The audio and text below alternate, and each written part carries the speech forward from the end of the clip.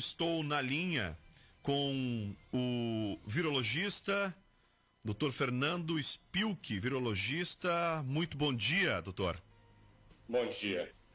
Olha, muito bem, agradeço ao atender nossa equipe, a nossa produção, para trazer um tema tão importante conosco, doutor, que é o da variante Ômicron e esse aumento dos casos de internação das crianças com a doença que a gente acabou registrando aí agora em especial, né, nestes últimos dias, especial em janeiro. Assim, Rodrigo, a situação, em outros momentos a gente tinha aquela dúvida, mas é a variante Delta? Já chegou a variante Gama? Dessa vez é inexorável. Todo o processo que a gente está vendo no Brasil inteiro, e posso lhes afirmar hoje no Rio Grande do Sul, então está completamente conectado com a onda da variante Ômicron, né? Ela começa a circular de maneira mais importante. Ao final de novembro ela já estava aqui, né? Mas ela começa a circular de maneira mais importante na semana logo antes do Ano Novo, e daí naquele ínterim entre Ano Novo entre Natal e Ano Novo, perdão, aí a gente tem realmente tudo preparado, fervilhando, e a partir do Ano Novo nós temos aquilo que eu considero o início do que será o nosso surto de Ômicron, né? Então, estamos aí. Eu ainda acompanhei ontem um prognóstico de que coloca realmente, né, o ápice da Ômicron no Brasil vai ser no mês que vem, em fevereiro. Eu conversei há pouco, no início do programa, com o Dr. Marcelo Malman, pneumologista aqui da cidade, e agora, até peço desculpa, porque eu acabei não te apresentando, não apenas como virologista, mas você é professor aqui da Universidade Fevale, aqui no Rio Grande do Sul, uma instituição muito renomada, que nos enche de orgulho como gaúchos, de ter, né, renomadas instituições, incluindo a Fevale. Agradeço mais uma vez a tua atenção conosco. E a gente chegou a abordar, mesmo que superficialmente, este prognóstico, né, do pico da variante Ômicron atingir o Brasil, no que se olha para o resto do mundo, agora em fevereiro. O que na prática, Fernando, esse prognóstico aponta? Teremos, então, maior número de casos, e isso também pode refletir em internações e, consequente, em óbitos, ou as coisas são descoladas? Rodrigo, a situação é a seguinte: nós acompanhamos assim atentamente o que tem acontecido em outros países também, para poder ter um prognóstico mais preciso, né? Então, quando a gente olha os dados África do Sul, Reino Unido, Austrália, Alemanha, o que a gente pode depreender é que a Ômicron ela estabelece um platô muito alto, na faixa entre 19 e 25 dias após a introdução. Então, nós imaginamos que assim um bom cenário do tamanho que nós teremos aí nessa onda é ao redor dos próximos dias, tá? Contando que a gente imagina uma explosão a partir do Ano Novo. O quanto vai durar esse platô, a gente pode chutar entre 4 e 6 semanas, em virtude entre 4 e 6 semanas desde o início do surto, né? Então daria metade de fevereiro para a gente começar a ver um arrefecimento, né? Pode ser até que seja um pouco antes, mas vai depender muito das atitudes. E o carnaval não pode dar uma complicada e estender esse período? Porque é uma parábola, né? Os casos vão crescendo, chega no topo, se estabiliza um pouquinho, e depois começa a cair. O carnaval não é uma preocupação, doutor? Esse deveria ser um cuidado, né? Na verdade, a gente tem que focar e tem que se preocupar sim com o carnaval, mas tem que se preocupar muito com o que tem antes. Nós temos um mês ainda para o carnaval, e a nossa preocupação é que há muito pouco entendimento, né, até pelo cansaço evidente das pessoas e tudo, de que algumas medidas precisam, né, pelo menos do ponto de vista individual, estar bem colocadas, né? Então, a gente imagina, assim, esse prognóstico ele não está errado, a ideia de que nós teremos um ápice, mas eu acho que esse ápice ele começa antes, né? Esse platô ele começa ainda na próxima semana, muito provavelmente. A gente já está acompanhando aqui, hoje eu estou fechando números aqui da nossa região, da Fevale, aqui no Vale dos Sinos, e é número recorde. Nós nunca tivemos, ele é pelo menos 25% mais alto do que está registrado, do que nós tivemos com a variante Gama, em termos de número de casos semanais. E você pergunta se isso vai se refletir pressão sobre as internações. Bom, nesse momento a gente tem uma pressão muito forte sobre o primeiro estágio de atendimento na saúde, né? Na maioria das cidades, ainda que ocorra aqui e ali até relato de alguma autoridade sanitária, algum prefeito, de que não está sentindo tanta pressão assim, mas na maioria das cidades o que nós estamos vendo? Uma pressão muito forte no atendimento básico, né? Então, seria aqui em Camaquã, vou simplificar. Em Camaquã a gente tem uma unidade, uma UPA, e o hospital que tem o pronto atendimento. São estes dois locais que têm sofrido mais com a Ômicron, né? Sim, exatamente. E por causa das características de um surto em uma população vacinada, né? Então a gente enxerga, felizmente, mais casos leves. Mas nós temos que enxergar isso. Não tanto pelo lado, né, que foi muito propagado, a variante é boazinha, é branda. Cuidado com essa história. Tá? Pacientes não vacinados pioram e alguns pacientes com comorbidades, pessoas com vacinação incompleta, indivíduos que não responderam bem à vacina também podem piorar.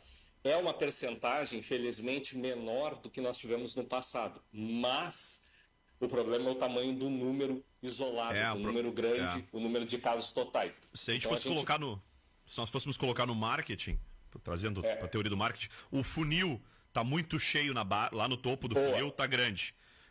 Então, se tu quanto mais pessoas estão lá no início desse funil, teoricamente mais pessoas tu vai ter lá embaixo também, que seria o contrário. Ó. Quanto mais pessoas eu tenho na base com casos leves, também maior a probabilidade de poder ter pessoas em fases mais agudas e até mesmo óbito, né? Seguramente. E aí tem uma coisa importante que tu colocas, é a questão temporal, né? Nós ainda, felizmente, a gente já tem aí uns 20 dias passados do início do surto, a gente ainda já tem aí um número, né, de internações em elevação, que ainda não está em níveis preocupantes, pelo menos aqui no sul, ainda que nós tenhamos um surto de grandes proporções no sul do Brasil, mas ele pode se revelar problema daqui a pouco.